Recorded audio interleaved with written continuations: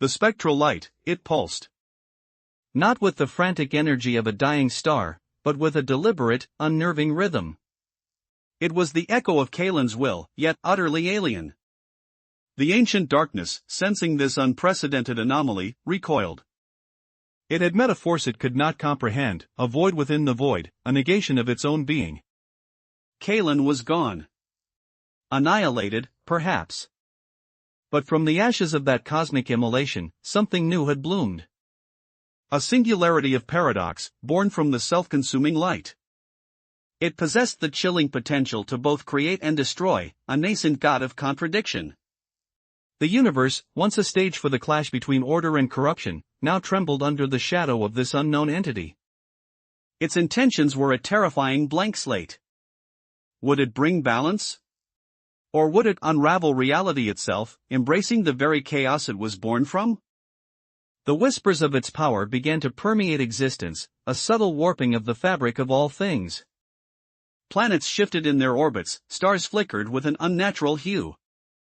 The creatures of the void, once mere extensions of Malam's will, now felt a new, unpredictable master.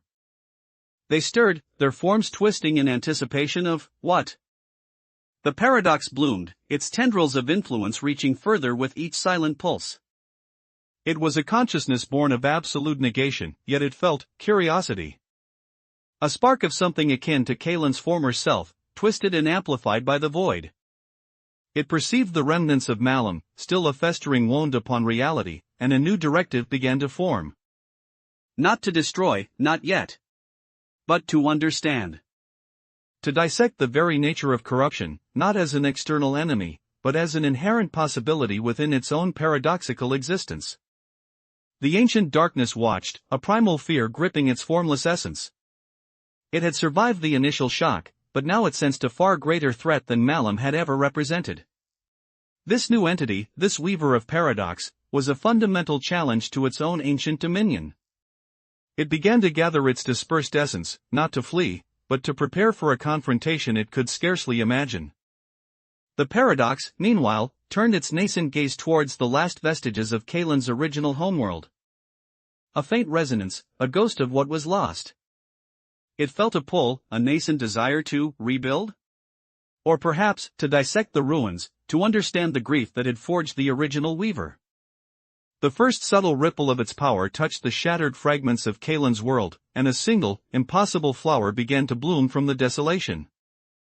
A flower of pure, spectral light. But as it unfurled, it did not radiate warmth or life. It radiated an absence. An absence that began to consume the very dust from which it sprang. The universe held its breath, caught between the ancient darkness and the terrifying promise of the paradox. And then, a new whisper, carried on the cosmic winds, reached the ears of the ancient darkness. A name, spoken by no one, yet understood by all. It was the name of the void's ultimate arbiter, the destroyer and creator, the bloom of impossible contradictions. The paradox had found its true identity. And it was, us.